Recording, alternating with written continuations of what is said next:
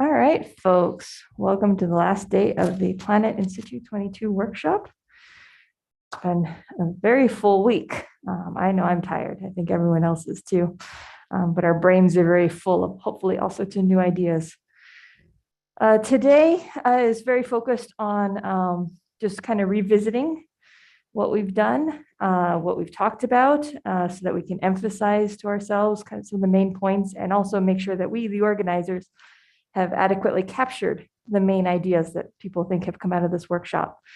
So we'll start off with some summary presentations from each of the discussions that happened on Tuesday and Thursday, as led by the chairs of those sessions. And then we are going to talk about next steps. So next steps would be, how do we keep this community together and keep us moving forward and connecting? How do we grow our community? Who do we need to make sure that we reach out to especially bring in that we did not manage to reach with this workshop? So those will be the big questions, and also how to share our big ideas and our main messages with the various shareholders that we need to socialize the ideas with and entice to join our overall aim for solar system domination, right, with the study of planetary surface processes. So that keep those in mind as we're moving into next steps, as making sure we captured our main ideas, and then how do we use this to go forward and eventually enable these missions that we're all interested in. All right, so I'm going to start us off with James King. Actually, James is going to start us off with a discussion one summary. James, we're showing the slides here, so just let me know when to advance. All right. Good morning, everyone. I'm going to turn off my video just to make sure the sound is good, but I'm here. This is what I look like. Sure. So, Serena, could you go to the next slide? So we're gonna present kind of Tuesday's discussion ones group. There's kind of several overviews associated with that. I'm going to present the first couple, and Serena's going to do the last ones. And so we started with this terrestrial approach and looking at the experiences with in-situ measurements and thinking about what measurements or methods can be used, which ones are needed is the second part, and then talk about the capabilities. And then this led into identifying 3 to 4 investigations that would require these in-situ measurements that we could possibly also leverage from terrestrial studies. And the ones identified that then set up the small group discussions that we were using both on Tuesday and Thursday was the 4 that were seen there. So dust lifting, surface roughness shear stress, volatile exchanges between atmosphere and surface for several bodies, and then also the signatures of those volatiles. And lastly, the SAM flux measurements. And some of these, obviously, for those that were participating in all of these, saw that some of these kind of got mixed around, and there is obviously, some overlap with these, which is evident in some of the discussions as well that we're going to be talking about. So next slide. So we started with 2 keynote talks from the kind of terrestrial experience point of view. First was Charlie Bristow talking about sort of the adventures of them headed to the Budelli Depression, which was already identified as the dustiest place on Earth, but with absolutely no in-situ measurements. And so, how do you plan this? What works? What doesn't? This led to extremely important information for terrestrial dust emission processes, such as the surface there being diatomite and there being sort of this autoabrasion function that was not necessarily shown to be present in a lot of the physical models. But this obviously then had a toll on what they had brought in terms of instrumentation, because they hadn't necessarily known the limits of those instruments before they were able to get there and put them in place. And so, a lot of problems with electronics, vehicles, all of these kind of things. And so Charlie explains that the things that did work were generally things that were relatively simple. So there was a bit of interest in the microtops, which is kind of a photometer that can be used for some, but people have also used them for looking at NDVI and other kind of surface properties.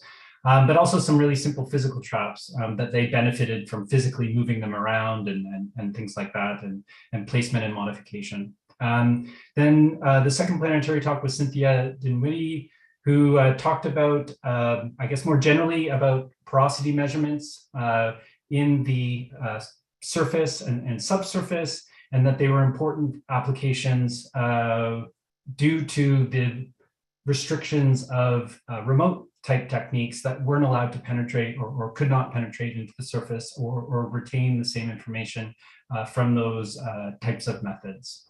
And so these investigations then obviously necessitate in situ measurements. She walked us through a whole series of measurements from a couple sites involving some really specific instrumentation that was developed to obtain these goals. And so they were really associated with getting that identifying those interactions between atmosphere and near subsurface, and looking at the variability of those measurements. And then one thing that she pointed out, was mentioned here, is instrument-induced perturbations, and there were some discussions of that during the week a little bit that I was part of, where you need to make sure that whatever we're using is that then encompassed in the measurement itself, so that we know that we're not actually measuring our own footprint in a way. Next slide. Right, so there was some discussions that came out of this from these two talks, and then they kind of followed on a little bit as the day went on a bit. So we kind of try to summarize some of these here.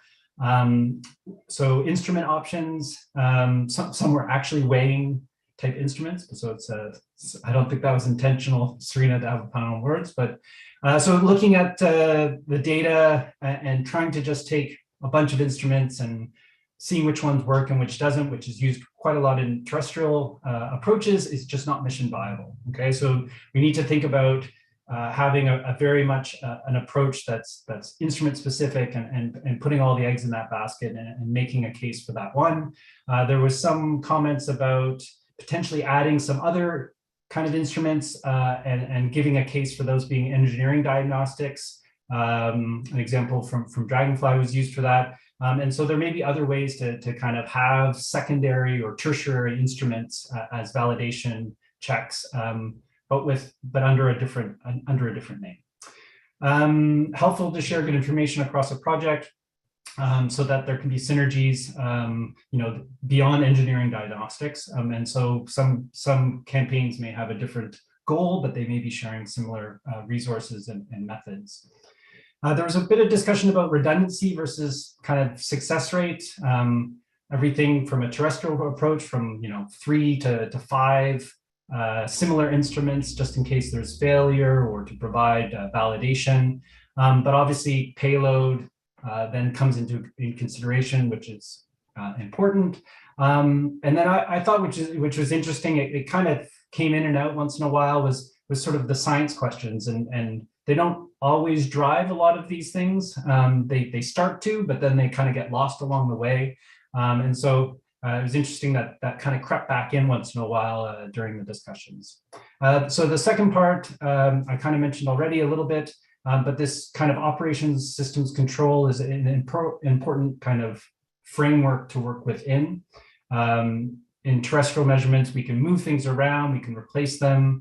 But there was a general call for identifying from terrestrial measurements the error that can be kind of linked or associated with not taking the best measurements. So actually go out and measure places where, or put instruments in locations where it's not ideal, and finding out what the variability or the error that could be teased out, and what kind of signal is still can be preserved from what would normally be kind of junk observations. Next slide. So I think the last part of my part, Serena, is then talking about this first set of talks. And so Tim and Serena gave a very structured and comprehensive overview of Aolian and MET investigations and their sort of needed measurements. There was sort of this presentation from Tim of going through a series of conversations and white papers that he's sort of developed that looks at the interactions between winds, sediment processes, hazards and risks, and the potential for looking at current and historical presence of life, and sort of the I think one of the key things was then looking at the physical processes and the mechanisms that kind of tie these together across all of those components. So I think all of us will find us somewhere in that diagram. But the key aspect there that I took away was identifying how they could be actually looked at sort of more globally and sort of from putting all those pieces together and trying to find a way where these things actually benefit one another and coming up with, I guess, missions that do check all of those boxes. Serena then talked about the need for measurements. A lot of that was actually echoed this week. I heard in various portions after reviewing the video yesterday. Feel free to go back to Serena's presentation because there was a lot of information packed in those slides talking about, as I said, so surface roughness, turbulence, saltation layer, thresholds that I think we'll hear echoed in some of the summaries today. Ed gave a presentation on liquid processes and regolith interactions and stressed this importance for looking at this near subsurface absolute water vapor measures and the frequency of those measurements. So stressed really this very threshold type processes associated with brine stability, melting within the subsurface and at the surface. And so we benefit from high resolution measurements, both day and night, as well as absolute measurements. And then lastly, Kai Williams gave a very comprehensive presentation that gave a kind of a huge assortment of comprehensive definitions for certain terms and how they potentially, there's some lost in translations as you move from different bodies on some of these definitions, which is important to reflect on. And more importantly, I think he really stressed a lot of the mechanisms in which we make assumptions for Earth type measurements need to be kind of questioned when we then have to try and take them to other bodies. And so what parameters do we need to be measuring versus which ones that we can kind of assume to work similarly on Earth, both within the near surface, above surface, and how they relate to one another. All right, next. Thank you very much, James. All right. All right, so overview 3, then we talked about what are the present capabilities so that we could better identify exactly where we needed new planetary in situ measurements. So we heard from Devin Burr and Claire Newman about current Aolian planetary in situ measurements, as well as wind tunnel investigations. I'm not going to go through these in detail. The main point here is people look at them, and if there's a key point missing, let us know. But focusing on the way in which planetary wind tunnels can really help and complement in situ measurements. The issues that have been faced with rovers and landers. So while they have collected some in situ measurements, there's a lot of things that are missing, and those are the gaps that we're trying to fill. And that how important it is to measure the response as well as those driving atmospheric and surface properties. And of course, then if we want to relate that to the broader picture, we need to understand those properties more broadly around the globe. Herman Martinez then spoke about surface volatile investigations.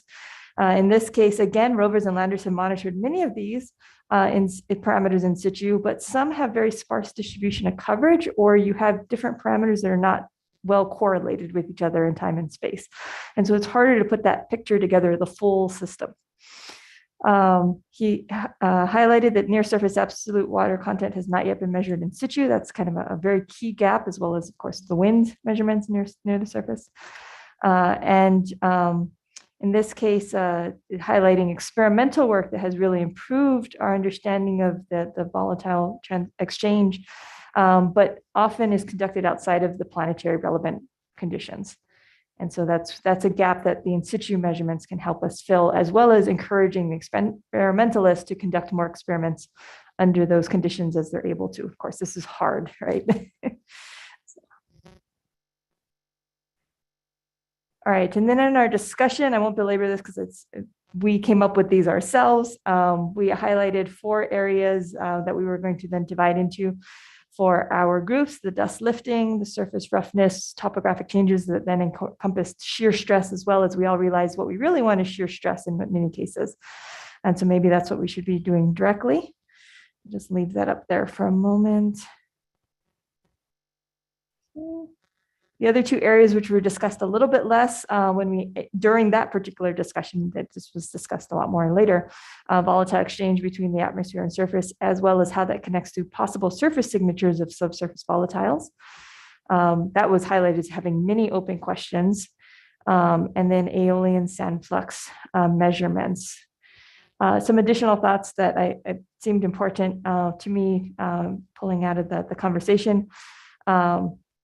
I like that idea of if terrestrial folks are able to perhaps add on a few instruments to help provide more contextual data that could help with the eventual extension to general or planetary models. And then I'll point out, we did also talk about Titan's organic phase states and hydrological cycle as a possible topic for discussion, but unfortunately this group lacked development expertise.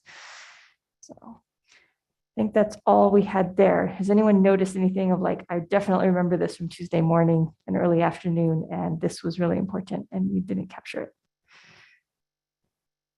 And James has thrown in the recordings. Yes, I want to, while we're waiting for comments, I want to highlight, I had the pleasure last night of rewatching all of those recordings and those overview talks, and they were just amazing. Those are fantastic resources. I'm so glad that they're together and that now they're available to the community, and really thank our presenters.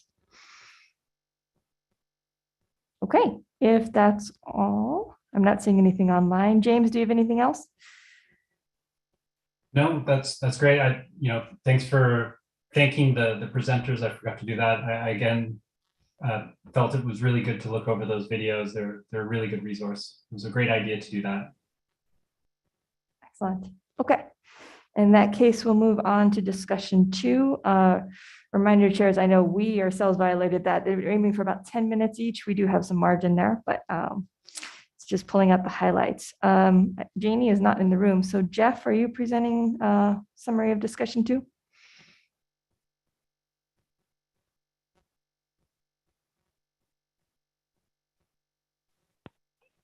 Sorry, I am here and I have a sort of verbal notes, but I hadn't had any slides prepared. You do not need to do slides. So that is fine. Okay, let me take a look here then. So group 1 talked about dust lifting and saltation, and how they. Oh, I'm sorry. Just to back up, this discussion was about terrestrial analog techniques and what key in situ measurements may need to be made and what challenges face them. So group 1 was combined with group 4. They were talking about dust lifting and saltation and how they were combined because the two phenomena are linked so tightly.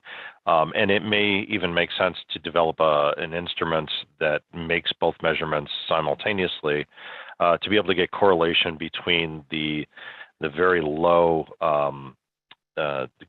close to the surface saltation sensor and a higher elevation dust sensor. It was also mentioned that the saltation measurements need to be made at different heights. So this kind of correlates to the previous discussion where we're talking about not only wind measurements, but dust and saltation measurements at different heights above the surface. It was mentioned that we may be able to use drones for sort of those intermediate measurements at the top of the boundary layer. There was a brief mention of a measure of abrasion rate and how and the efficacy of that abrasion. And then later, I think in a different group, it was mentioned about using DEMs and taking DEMs at different times to measure roughness. And that is the group number 2, but I mention it here because the two of them were related. And since it may result in a temporal change in the surface texture, how we may need repeated visits or repeated maps in order to correlate the wind measurements. Dust eddy measurements may be complicated by a paucity of dust. So in fact, our measure or of wind. So that was an additional complicating factor for dust eddies. The interaction of dust devils with lowering I'm sorry, I'm trying to trying to decipher my own notes here. Right. Then there was discussion of the dust devil effect and how they may lower the threshold for dust suspension, and of how those dust devils are present or not at, for example, the different landing sites, the Jezero and In-Situ landing sites, and how the dust lifting processes appear to be very different between the two sites.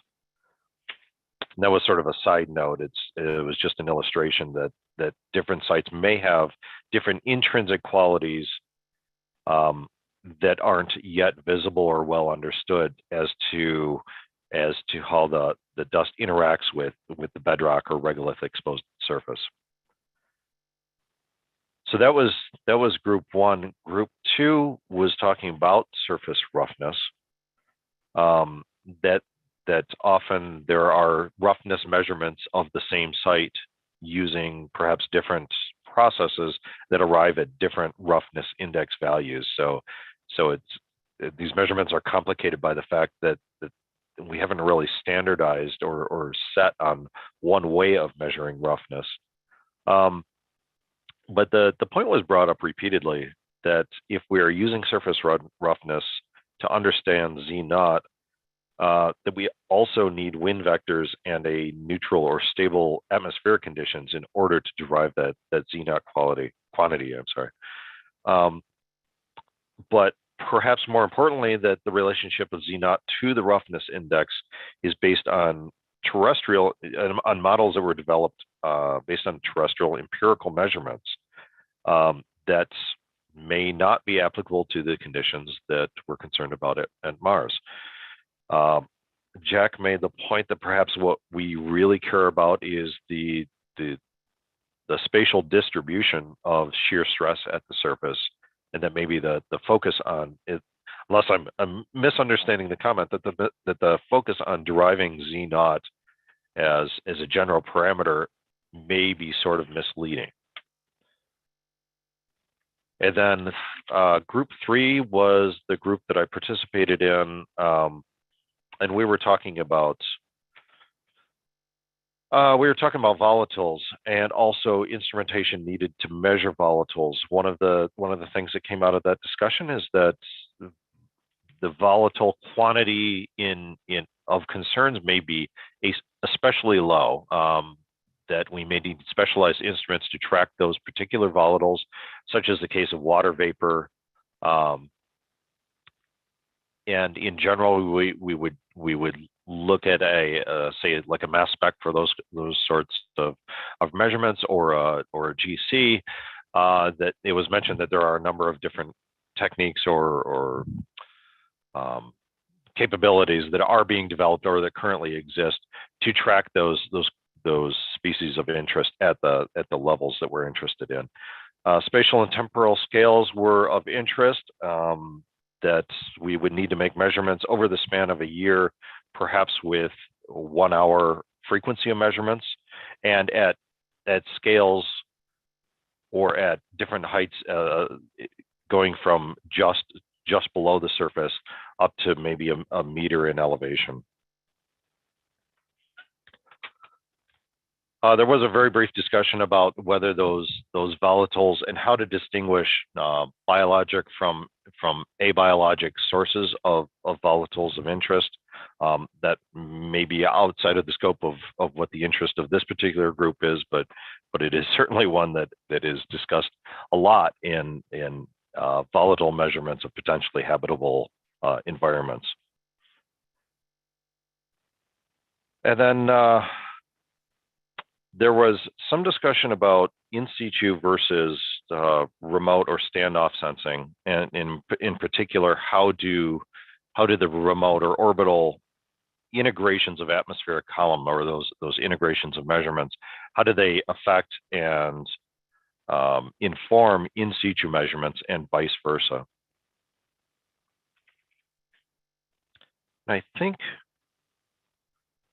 I'm just looking at, I'm trying to condense the rest of the notes here, but it looks like there was also some discussion about terrestrial laboratory capabilities and how our current capabilities, or how it's a challenge to get down to the temperatures of concern, the about 180, 190 Kelvin, while simultaneously keeping very low relative humidity and making sure that those test environments are reflective of the actual natural environment that we're trying to model. So I think that's all I've got for discussion 2. Thank you, Jeff. Does anyone have comments about anything you recall from discussion 2? This was Tuesday afternoon. Key points. Okay, we'll move on to discussion 3 then. Tim, I'll bring up your slides.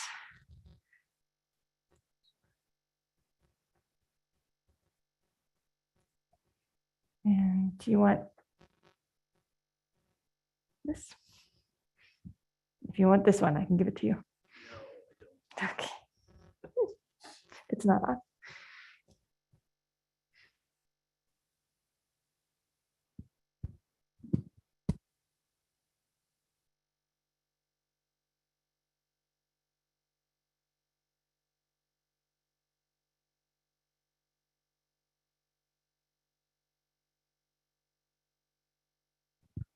Testing. Okay, great. So this was my attempt at trying to synthesize discussion 3, measurement and instrument type options. And so the subtitle here was my own doing from creep to suspension and diffusion too, because I think that captured sort of the scope of what we were looking at. And then I always like having at least one picture. So I think that's puts things, frames things. I wish there was a diffusion curve in here too, but once again, saltation and creep and suspension. All right, next slide. All right, so our directions were to answer these 3 questions. What are the top 1 to 3 challenges in collecting these measurements? Are there new measurements or information needed and measurements that should be collected together? And then finally, are there specific instrument types that would work better for addressing the above? And in the lower right corner, we see a politician. And like any good politician, all of us answered the question we wanted to be asked, not the question we were actually asked. Next slide, please. However, I tried to parse things out by those questions as much as I could. So the first group was dust lifting. And I think the fundamental question there is, especially on Mars, what's causing the dust lifting? And so I thought that was actually sort of the 0th question. So some of the possibilities, what are the convective conditions that might lead to dust lifting, and then more specific processes, dust devils, saltation, and then getting at these might involve deriving the air turbulence. So I think the top what's the top challenges in collecting these measurements? It was not explicitly answered, but I just think the complexity of measuring dust profiles and also trying to look at the processes, that in itself is probably challenging. Are there new measurements or information needed? So the dust concentration, vertical distribution of the dust, size distributions, the dust flux, all of those are sort of intertwined. And then back to that convection and turbulence, what's the energy balance at the surface between the atmosphere and the actual surface? And then what's the saltation flux? This is in red because it was not explicitly discussed in the notes that I had, but I think it is a key part in looking at dust lifting mechanisms. And then are there specific instrument types that would work better than others? Once again, there really wasn't a lot of discussion there, except that laser-derived opacities for the dust is good, but may not get us to what we need, and that's the dust flux. surface roughness, aerodynamic versus topographic. So here I remember seeing a chart in Wikipedia that sort of showed the law of the wall compared to, more detailed physics. And so the law of the wall is the red curve. Is the blue straight line and in this log plot, and then the red is actually what's expected to happen. And so I just bring this up that the law of the wall only applies in neutral atmospheres, but there are ways to correct, going back to more basic principles, and still get an estimate of aerodynamic roughness. Aerodynamic roughness is a key measurement for determining sediment flux. What are the 1 to 3 challenges? Well, surface roughness is it really key important? I guess that's was mentioned earlier. Roughness can be modified in time, and there are going to be different scales of roughness. Which scale actually applies? Are there new measurements that might be needed? And so this is font size, hard to read, but so maybe collecting both the geometric and aerodynamic estimates. Of course, the trick is, can you convert the topographical roughness to something that's meaningful in terms of the aerodynamic roughness? What assumptions are you making? The law of the wall only applies if it's neutral, but there are ways to correct for that. Is there another method besides the law of the wall to get an independent check? And then are there specific instrument types that could work better than others? So lasers could give you sort of the geometric roughness. And I still go back to measuring the aerodynamic roughness. The 3D sonic anemometers are probably the best bet. Next slide. Volatile exchange. So at least in the group that I was in, we diverted a little bit to the moon. So there was some discussions or challenges of looking at volatile exchange in places with atmospheres versus no atmospheres. Also, I believe both the online group and the in-person group probably mostly focused on Mars and therefore water vapor. But could this be extrapolated to Titan, methane, or perhaps even Venus? One of the ambiguities of one of the challenges is if you're looking at the vapor flux, the vapor densities in the atmosphere, is the fact that you could have lateral transport. And so if you don't know what the input is from the surface, you could be getting spoofed as to an atmospheric flux. Are there new measurements or information needed? Vapor diffusion in the near surface. So near surface measurements, complicated if you have erosion or deposition. So the way we've measured the vapor diffusion is actual humidity sensors in the soil, and you have to have known depths to do the calculations. But if you're in an area like a dune field or a ripple field, the surface elevation is actually changing. We probably would want to put these sensors away from the spacecraft. And then on the moon, there was discussion that this might work in some of the permanently shadowed areas, and you might want to actually have your own external heat source to drive vapor diffusion so that you could measure it. And then above the soil, water vapor is a function of height and time, both diurnal and seasonal. And at a range of heights, probably going up to about 5 kilometers. And certainly you want to see the full diurnal cycle. Yeah, and I think this is just a restatement of what was covered above. To really get at the vapor fluxes, you're going to want both the atmosphere and the near surface, the subsurface. All right, next slide. Are there any specific instruments? There was a lot of discussion. So there was some about using eddy covariant technique. So that's not instrument specific. It's not doesn't specify an instrument, but it is a technique. TLS, the tunable laser spectrometers were mentioned. For trace, if you're looking for a trace amount of vapor, you might want to use the mass specs. And then,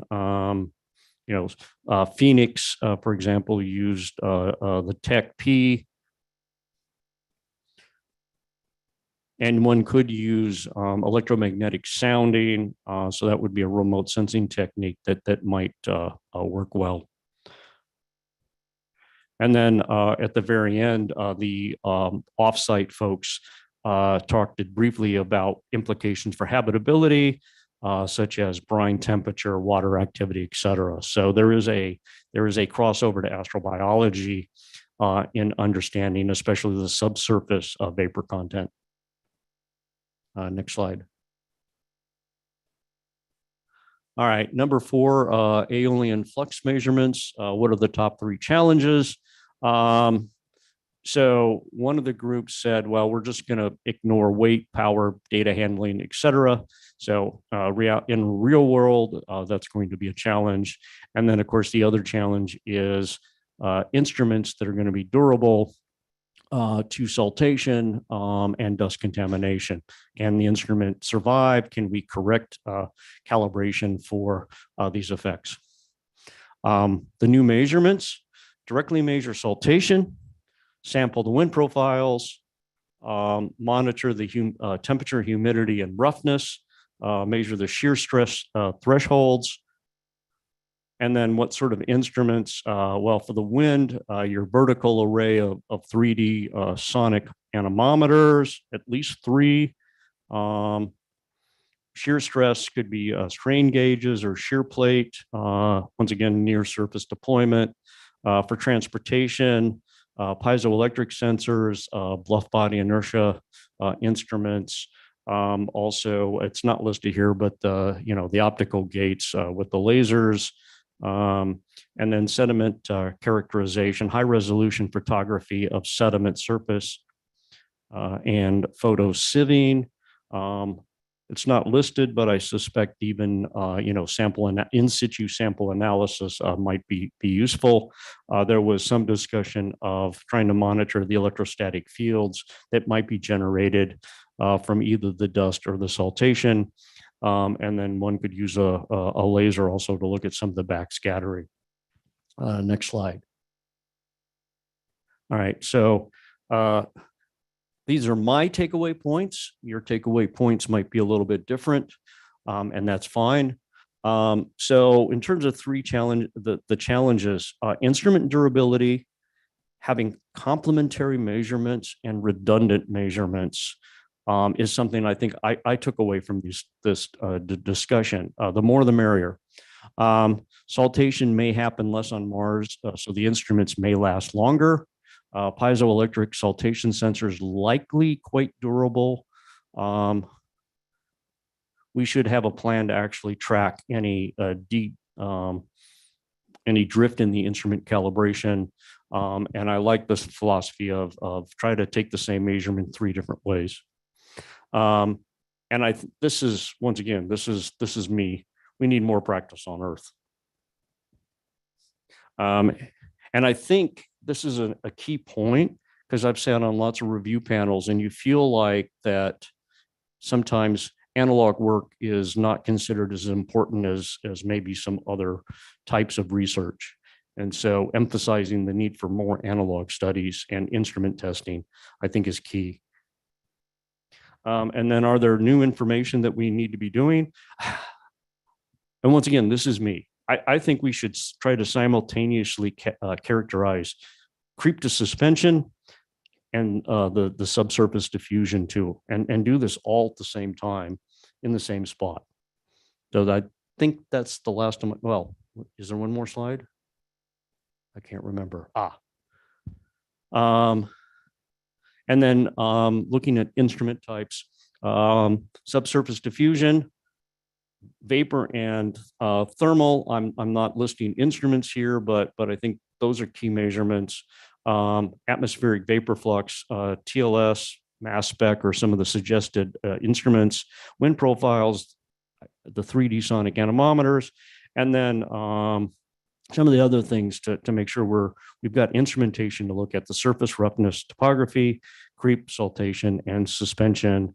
And so I've just put up 2 pictures here of what we saw earlier this week, also an instrument suite that we had out at Grand Falls Dune Field for about 6 years, just looking at the suite of examples of suites of instruments to measure multiple things simultaneously. So thank you. Excellent. Thank you, Tim. I didn't notice if your co-chair is online. Did they have anything to add, or did?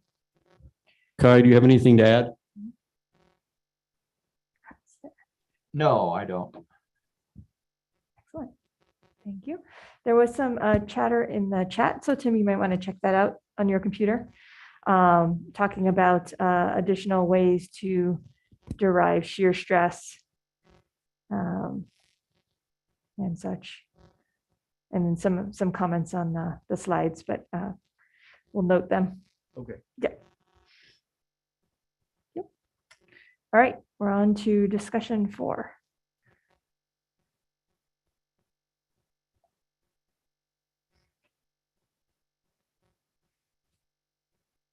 Alejandro, are you? Okay. So Alejandro and Don were the co-chairs for that one. Excellent.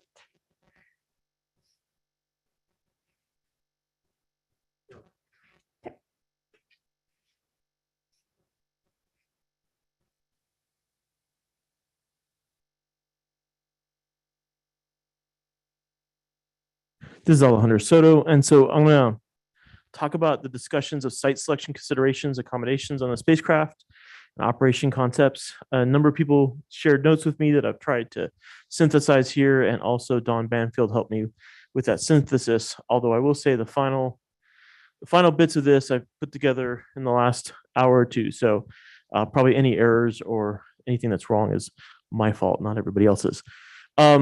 So I've been trying to pull all the notes together in a super long document, not super long, but a longish, that I'll make sure we share after the meeting with whoever wants it. But I want to go over the big picture summary as I see it. And I think it's synthesized. I took some synthesis that Don put together and then I've added to it, try to flesh it out a bit.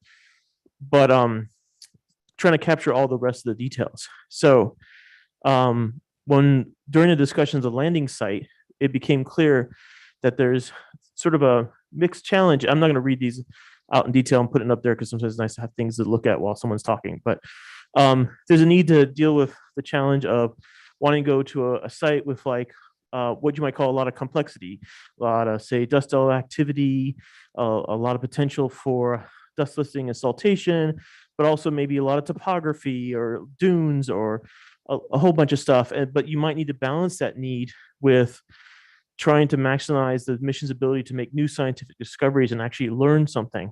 So you might actually need to push to look for a site that's a little bit simpler, that allows you to really nail the specific questions you come down that you're going after, which gets to one of the first things, the first time I'm going to say this, but it seems to appear every time throughout all of these discussions, is a lot of this is going to end up being driven by the specific science goals that are driving your mission. But if you have a set of specific science goals and you want to make sure you really get them, then the site selection, a lot of that needs to be about how do you set it up so that you have a chance of success, that you come away with more knowledge and less uncertainties than you started with. So an example of that is in the notes is if you're going after trying to really understand wind, you want to make sure you land on a site that's got enough topographic simplicity that allows you to tackle the wind measurements without having to worry about obstructions and other things. So I think this kind of discussion here doesn't really narrow the range of site selections. What it's saying is you really need to decide on what your mission goals are, and that's your first step towards nailing down the site selections. With instrument accommodation, again, this was a very similar thing. It really comes down to what your goals are, and then that tells you the level of complexity that you need for your instrumentation and therefore the level of complexity of your accommodation. The notes we had from the discussions yesterday were that a sense that if you're doing a mission and the goals allow you to do a lot of small landers, you're likely going to emphasize simpler instrumentation, which hopefully would lead to simpler accommodation. But if your mission requirements require, or you're just going after, for example, localized or regional phenomena, and you really want to have the more complex, potentially more sophisticated instrumentation, you're probably going to have less landers, but your accommodation requirements grow up. Driven by science goals again, but the key twist on the science goals that came out of the discussions is that the way to really get the accommodations right is to do something we have yet to be able to do, is to have these in situ missions, particularly ones for like, say, Aolian science or Brine science. They need to be the science drivers of the mission. We know from the history of landers of the past, there's other in situ science that's been done, geological stuff. When there's a science driver, they get the accommodation they need.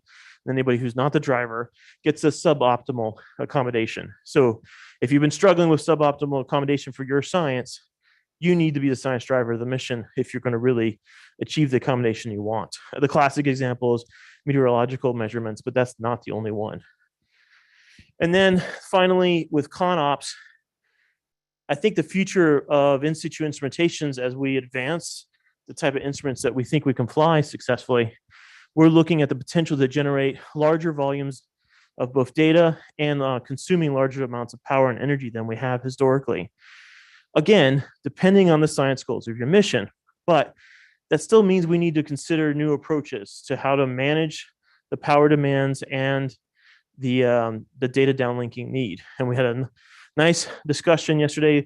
We talked a little bit about power demands. I think the number one thing there is we need more technology to development to allow us to pursue designing instruments to be more power conservative.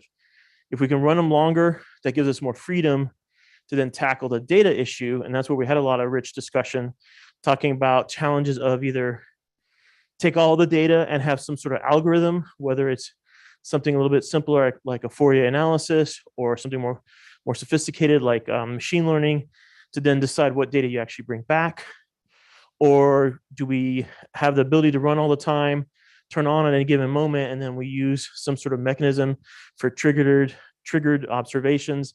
There are a lot of potential ideas here. I think that one of the things that came away from it implicitly, but I want to say it explicitly, and someone in the notes, maybe Don said it explicitly, this is an area where we'd also benefit from some investment by NASA and other funding agencies to do the software development, hardware development, and field testing.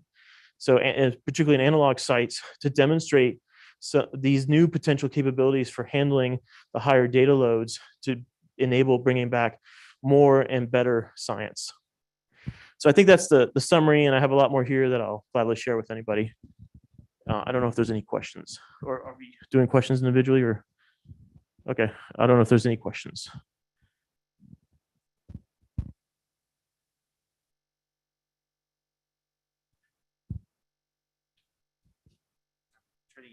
Cynthia. Yeah, this is Brian Jackson in the room. I wanted to ask a question about the site selection that you mentioned. I wonder, are we, if we want to study Aolian science, are we more sensitive, less sensitive to our site selection? So I think for In-Sight, right, the In-Sight mission, they said, hey, just put us down anywhere, we can make our measurements, we don't care where. But we're not in that same position. We need to know a lot more about our site, right? We need to know a lot more about the science we want to do, right? I think, so this is just a summary. Later in the document that the groups discuss different site selection needs for Mars, for Titan, for the moon. And I'm trying to keep this generic right now. I was even trying to avoid saying the word Aolian. But yeah, I think you need to look at the science questions you want to do, the target you're going to, what world you're going after.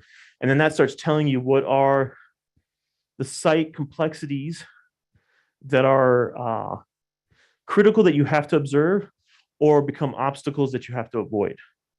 Yeah, and so Don probably can speak to this better. I was not involved in In-Sight, so I don't know the conversations they had. But I will point out in that case, twins, the wind measurements, meteorological measurements, for example, were added way later and probably did not drive any of the discussion about landing site. Whereas the geophysical instrumentation, they were probably the ones driving it. And based on the fact that they are observing the earthquakes they wanted to observe, they probably did a good job of choosing a site that met their particular needs. But it also means that if you're the secondary payload, you may not, right? Turns out if you're the power system, you don't either because they didn't get the dust devils they wanted. Are there any online questions? Hey, Alejandro, this is Don. Just to respond to that, we actually chose the InSight location for low wind.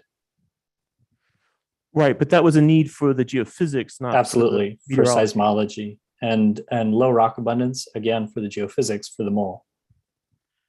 Right. No consideration at all about Aolian processes or winds or meteorology, nothing.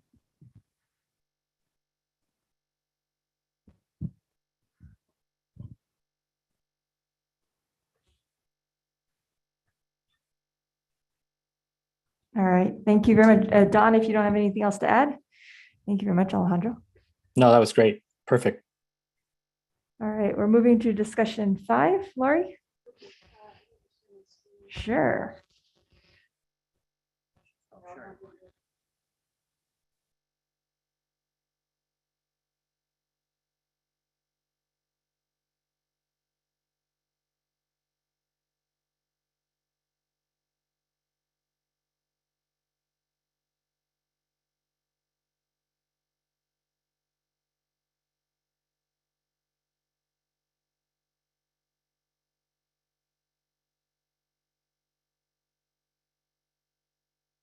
Okay, I'm going to make this a little bit bigger. There we go. This down. Okay. So our group, we looked at different scales. We were trying to figure out what we needed to, or how we were going to incorporate the data into the model so that we could best understand the science.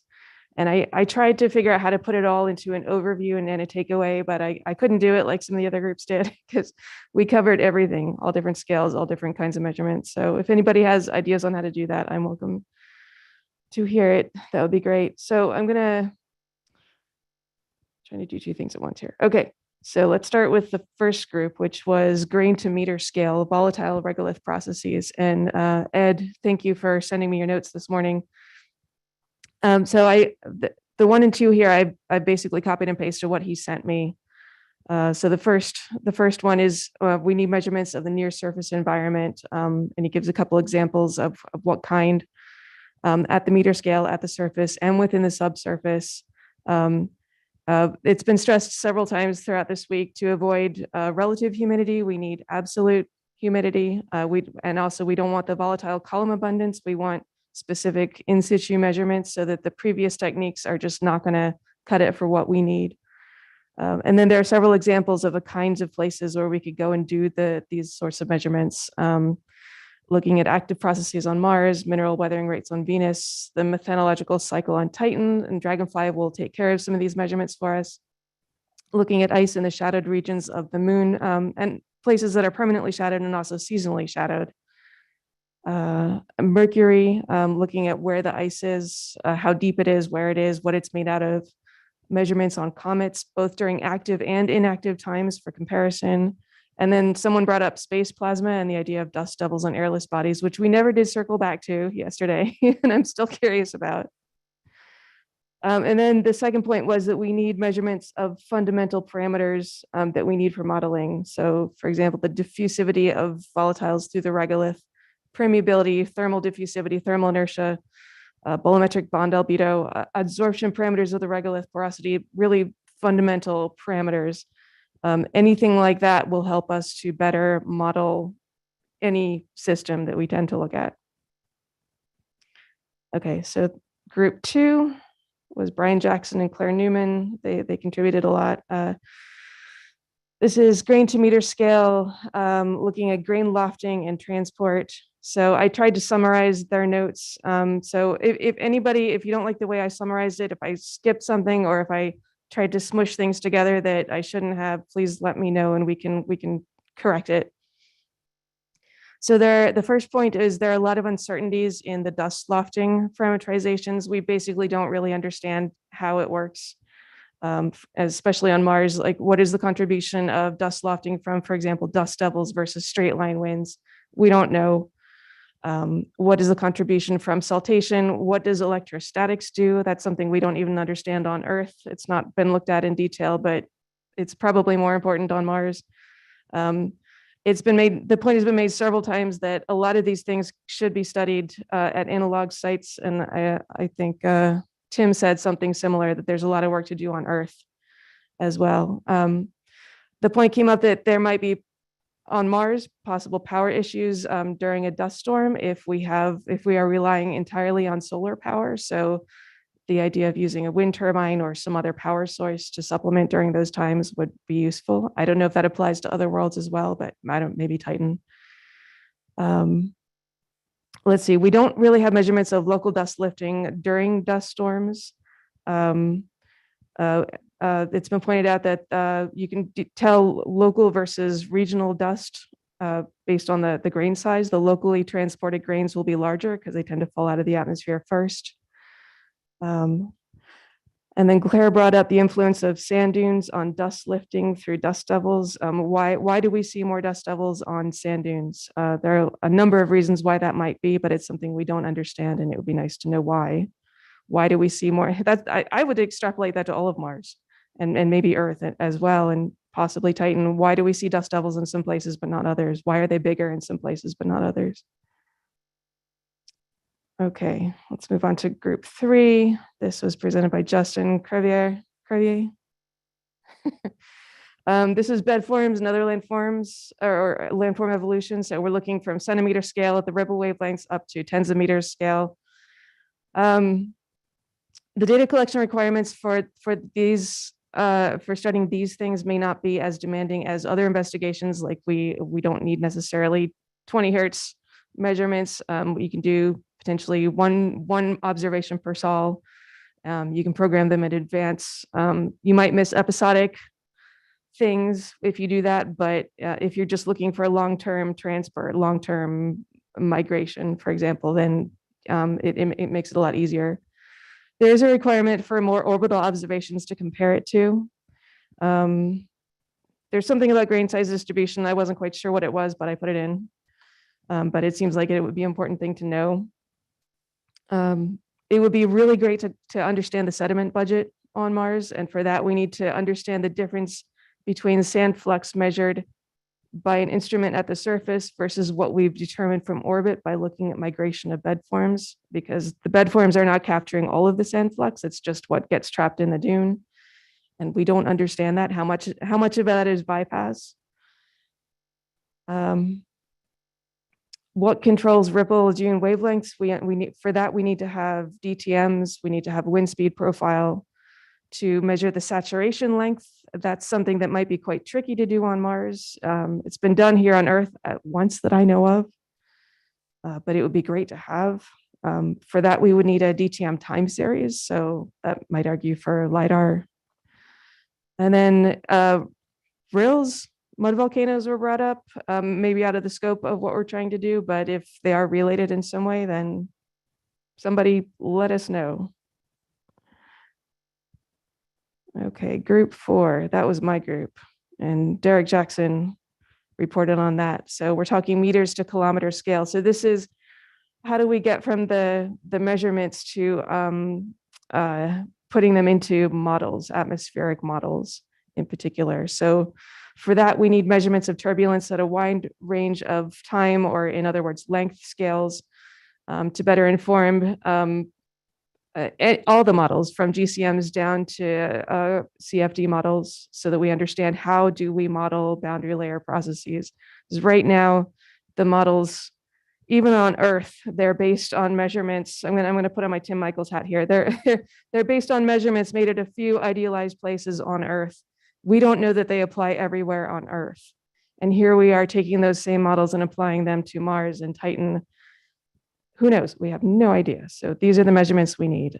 Surface roughness also is important for that. Same thing. We can't really model what's going on at the surface without the surface roughness. To understand what's being transported, we need grain size measurements. This is something I brought up yesterday to a couple of people. 5-6 years ago, there was a lot of discussion about the next Mars orbiter because the instruments that we currently have in orbit are old. Eventually, they're going to fail. Some of them already have failed for CRISM. We got nothing to replace it. I think Mars Sample Return kind of dashed all our hopes for that. And we need this support for what we're trying to do. I would imagine this is true across all of Mars science. So do we need to start pushing for that as well?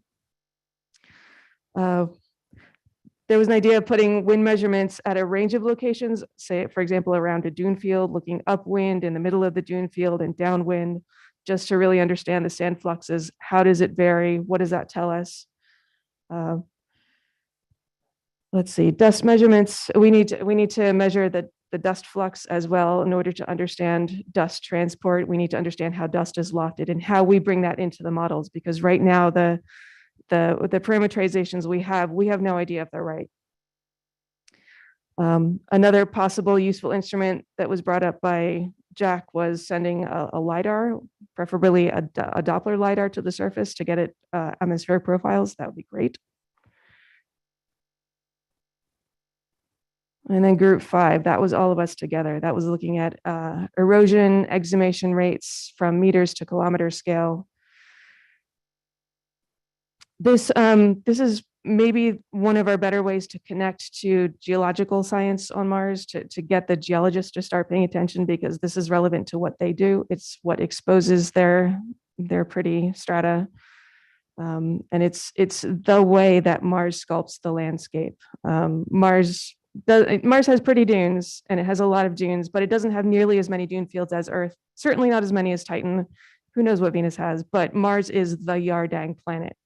So this is something we need to understand if we want to understand landscape evolution on Mars. So if we can get the geologists to understand that and that Aolian processes are important, that's great.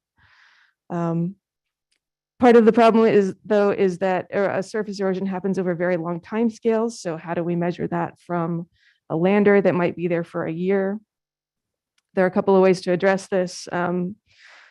Perhaps this could be done from Earth, from lab studies or analog studies. If we understand saltation, could we then just study it on Earth to say how quickly surfaces erode if we understand what Mars surfaces are really like? That's the third point, yes. Sorry, I'm talking instead of reading. I cannot talk and read at the same time. So what we need to understand what the surfaces are on Mars, because saltation, for example, is very different on erodible versus non-erodible surfaces, and that's going to affect the abrasion rate as well. And then we don't understand how dust is produced by saltation, that the models for that, even for Earth, are not very well constrained. But that is an important thing if we want to then throw parameterizations into a GCM and understand how dust is lofted. How do the dust storms get initiated and maintained? Typically, models assume either infinite dust reservoirs, like you're just going to loft dust forever, or that they're finite and they get depleted. Does that happen? We don't know. The studies to understand how grain impacts create dust themselves have been quite difficult. So there's a lot to be done here on Earth. And I think that's all I have. Below, I have all the detailed notes. So everything, if you emailed notes from yesterday, then everything is in here. So does anybody have questions or comments, additions, things? Okay. Yeah, this is Brian in the room. I don't remember this coming up in a lot of detail yesterday, if it did at all. And I don't expect us to be able to answer this question right now. But I think one thing we need to be thinking about carefully is, as we think about incorporating measurements into models, we need to be thinking about at what precisions are we making these estimates.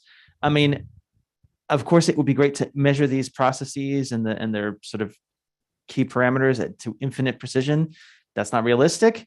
So if we were to, for example, measure the threshold velocity for dust lifting to factor of 2, factor of 3, is that useful for someone who's doing modeling of the dust cycle on Mars? I think it would be, But it's not enough to just say like, hey, we need to make these measurements. No. Because we're at some point, we're going to have to fill in an STM, and that's going to require us to specify the precisions. So we need to be thinking about how well do we need to make these measurements, and to recognize that any measurement we make is going to have some limited precision. And so it's not enough to just say we need the best measurement we can possibly. No, we need to make the best measure we can make is the one that we can make, not the best measurement. So anyway, I want to just raise that point. Awesome point. I think we have some of those numbers, but maybe not all of them. So that's something to come up with. Any other input from online? I don't have the chat up, so does anybody see anything online? Okay, thanks. Thank you very much, Laurie. All right. And the final summary is discussion 6, which then will feed in nicely into our thoughts on next steps.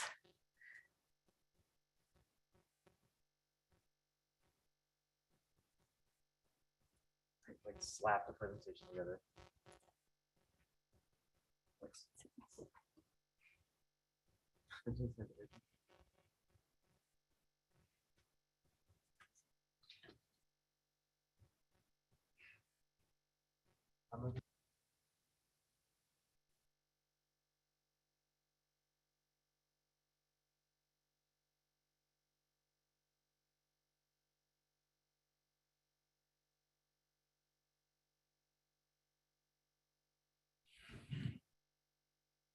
Yeah, the chairs of discussion 6 were Brian Jackson and Cynthia Dinwiddie. Hey, good morning, everyone. And let me start by thanking Cynthia for going back and forth with me in the last several minutes over chat to toss this together. She's been very helpful catching a lot of stuff that I was missing.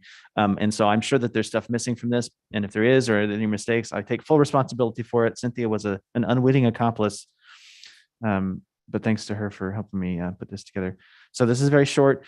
As you recall, we spoke yesterday a little bit about stakeholders and ways to engage with the rest of the community and other communities.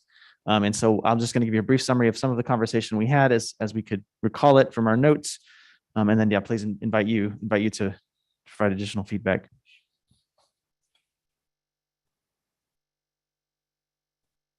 Thanks.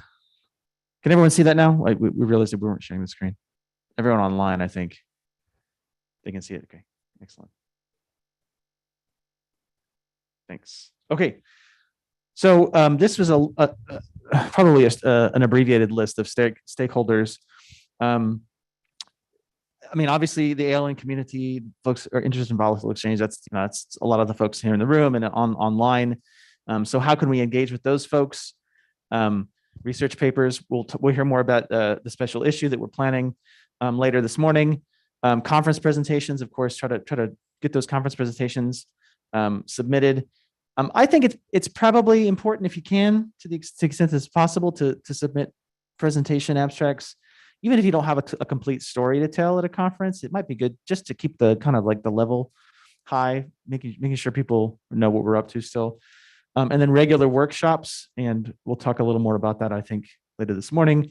And then other communities or other worlds, communities associated with other worlds. So we need to be thinking about, I think, especially if we're thinking about Mars, which is not the only world we need to be thinking about, but if Mars especially, we need to figure out how to make these connections with geologists, astrobiologists. I think this is clear.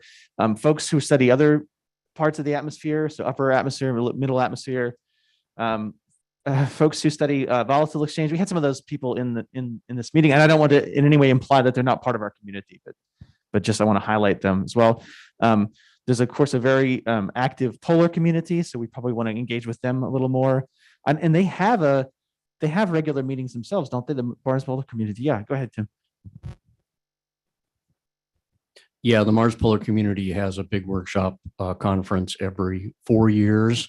The next one, I think, is going to be 2024 and in Whitehorse, Yukon. Right. So it would be great if we could sneak into that meeting and kind of tell our stories there as well. And then, of course, so the engineering community that has interests in helping develop instruments and missions. So I think to engage with those folks, we really need to come up with these strong connections and stories. It's not enough that we can get each other excited about dust motion. We got to figure out how to get astrobiologists excited about dust motion. Mission sponsoring institutions is another stakeholder we need to be thinking about. So of course our sort of JPL, APL, Southwest Research Institute, other folks who might be interested in supporting mission proposals. And I think there's a variety of things we can do, but I think in particular, coming up with these compelling stories. I know these institutions are always looking for support. And so if we can come up with stories that are exciting to the public, then they can see that these are going to be high profile type science. And so I think we need to think about that. And we are doing that. So with NASA is of course another stakeholder, and there again, the compelling stories, things they can tell the public. The other thing I think we can do for NASA is if we start thinking about missions, thinking about cheap missions, certainly to Mars for the next decade, any mission that we propose is going to have to be discovery class or cheaper, which means $500 million or less, probably more like $200 or $300 million. And so be thinking about what kind of science we could do cheaply. And I'll come back to this point in a second. Human exploration, this point came up, I think, that the human exploration community, to the extent that we can engage with them, I think there's strong connections there. So thinking about hazards that alien processes might pose to human exploration, and then thinking about weather prediction. These of course came up yesterday. I don't know how effectively we're going to be able to engage with them, certainly in terms of like getting funding, but there's obvious connections. And the kinds of things that we're talking about measuring and modeling in our conversations here, those are things we have to do for human exploration. They're gonna have to do it sooner or later. So it's completely unavoidable. And so I think we need to tell the story in that way. So look, you can't even go to Mars unless you know what the weather's going to be like. So you need to engage with us so we can help you make that progress. And then of course the public. So here we can be thinking about social media campaigns. Again, these good, compelling stories. Cynthia pointed out Dune, the movie Dune. There's a good connection there. Cynthia, do you want to add anything to that?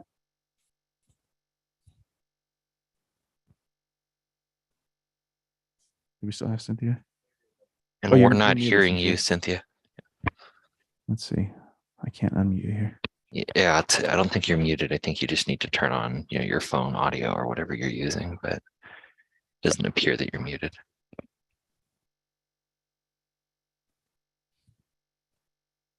Yeah, I'll pause a second, Cynthia, if you want to try to dial in over your phone or whatever.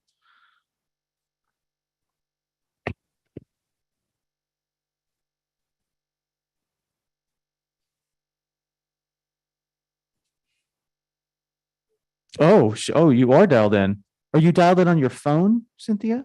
We can see your chat. You are. Oh, that's weird. I'm sorry. We can see your chat. Do you want to add anything over chat?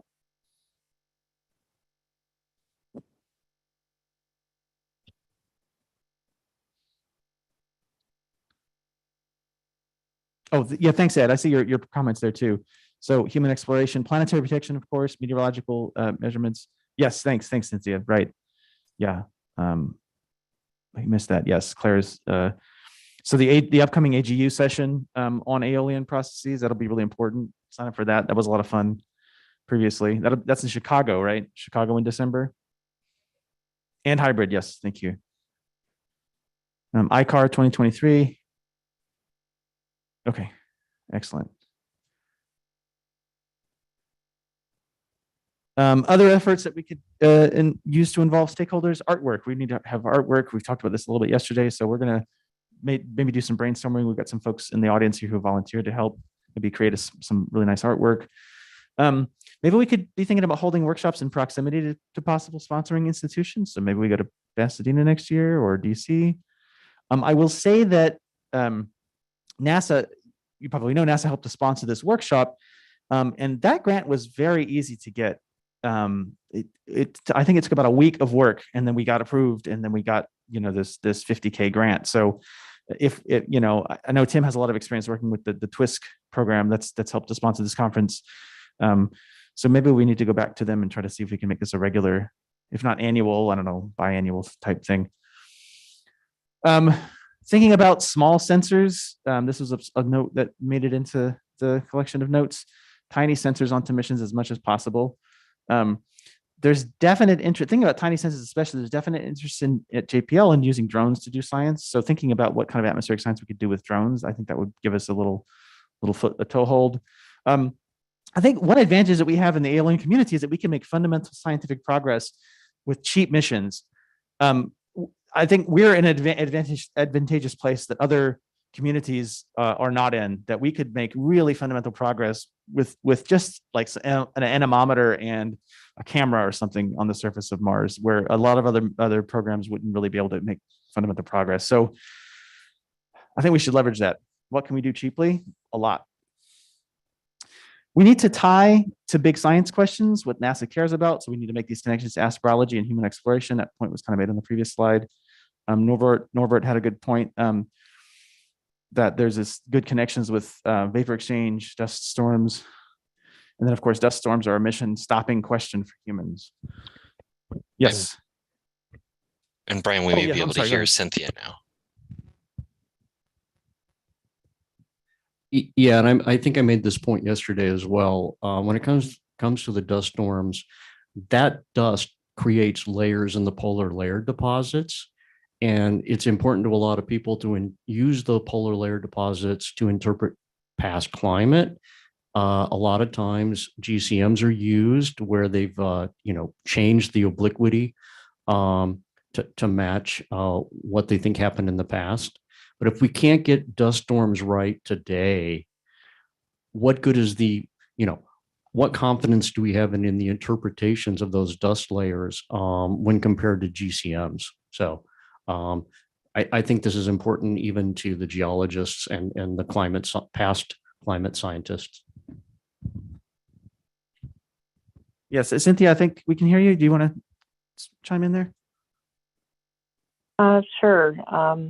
I was just looking up when the last International Mars Science Conference was. It was in 2019, and I know those don't happen very often, but perhaps there could be a special session organized focused on these kinds of potential small-scale cheap missions to Mars at the next 10th International Mars Conference.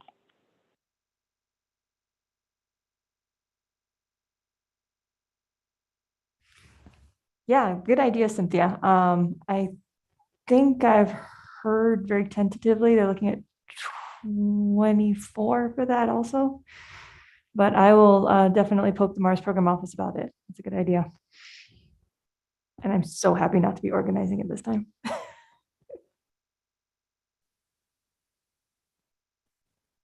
Okay, and then last, I raised this point. I'm just going to make this a little campaign that I'm running. I'm not going to settle anyone else with this.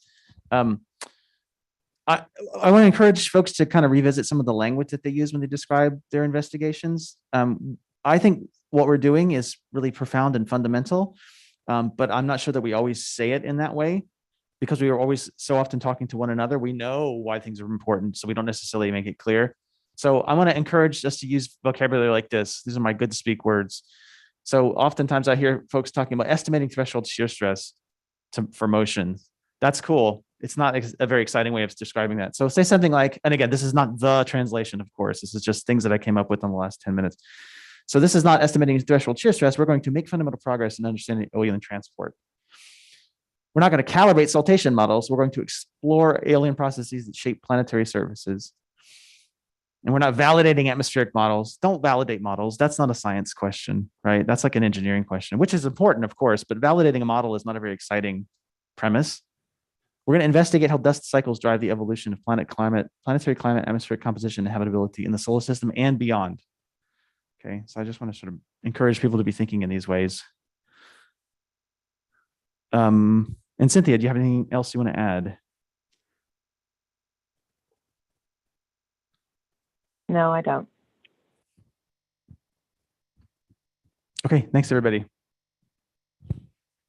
Thank you very much, Brian and Cynthia. And I want to highlight one of the things I threw in the chat there. The grant that Brian brought up was the Roses Twist, and Brian really pushed that application. And that was fundamental in bringing students and early career folk to this meeting, and actually ended up being fundamental for holding the meeting itself since we were unable to charge a registration fee. So, all right. with all of it, go ahead.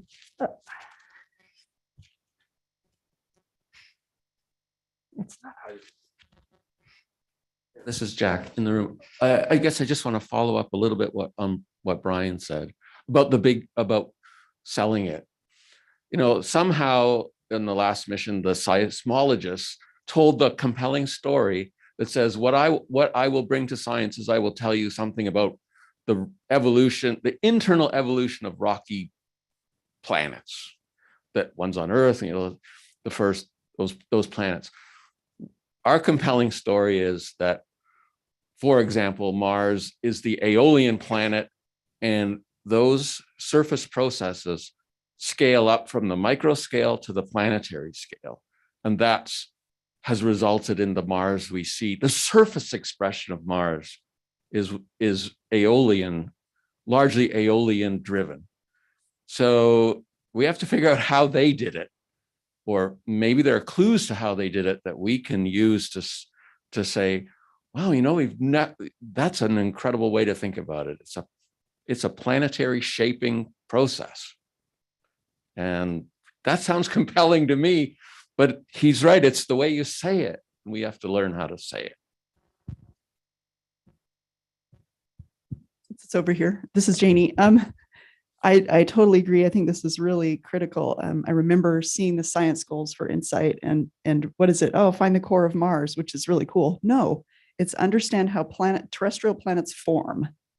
This is their top level question. So we've got to be able to make sure to be this broad. And we can even go from Mars to say, well, so how much of Titan is Aeolian compared with fluvial? And being able to see that, yeah. To show that the surface expression is critically important for science. Yeah, surface expression is critically important for science. And we can even go to Pluto and recognize that all of a sudden Pluto is largely Aeolian / sublimation. How do we sort out which is which of those two? We'd be prepared to do that by understanding Mars much better. And then same with Venus. We're all going back to Venus. How much of Venus? Not much is Aeolian, but maybe we're missing some. So yeah, we need to be prepared that way. I have one more comment. So we've talked about, you know, maybe how dust storms are, the planet-wide dust storms are a huge expression of what's going on Mars. But you can't go from the top down. You have to start at the bottom up, at where the dust is coming out and what makes it come out, and then tie into the dust budget that ends up, some of it gets locked up in the poles. So to me, we have to figure out how to, some people think like looking at saltation, well, that's a parochial thing. Well, it doesn't get deep enough into the thing, but it's that and the other things are the drivers that get you deposition at the poles. That's an aspect I think we have to figure out how to market and make upper level NASA managers excited about it. Oh, sorry, Tim, why don't you go ahead first? So following on what you said, Jack, so I did some field work in southern Utah a couple of weeks ago, but in the drive from Flagstaff, drove through Chinle, also Tuba City. These are just places out on the reservation, but there was a huge windstorm going through. Well, there's obviously a huge windstorm going through. You couldn't see traffic ahead of you because of all the dust that's being lifted. And so, you know, there's parts of the United States, well, parts of the world that's very familiar with, you know, dust storms and the impact that has. So it's, you know, there's a terrestrial connection, and maybe on the public relations part, anybody who's driven through Chinle or in Phoenix during a haboob on the freeway. Yeah. You know, connecting what an experience on Earth to what it might be on Mars, except it's not just Phoenix getting the haboob, it's the entire planet. Yeah, and I wouldn't echo exactly what's being said here, that Mars, Titan, these are worlds that you cannot understand unless you understand Aeolian processes. You can't understand them. So if we want to understand Martian climate, it's not enough to understand how the ice gets deposited or how the obliquity evolves over time. We got to know how the dust works. And I think, yeah, that's the story we need to tell.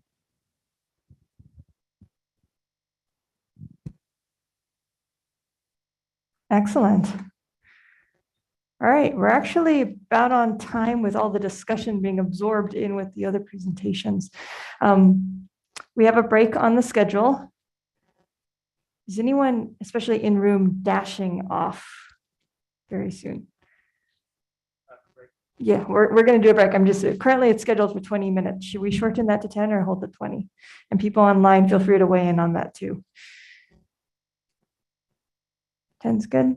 Anyone object to 10 minutes only? Not seeing any objection. Okay, let's reconvene in 10 minutes and bring that fire and passion back in, and then we're going to talk about next steps. Thank you all.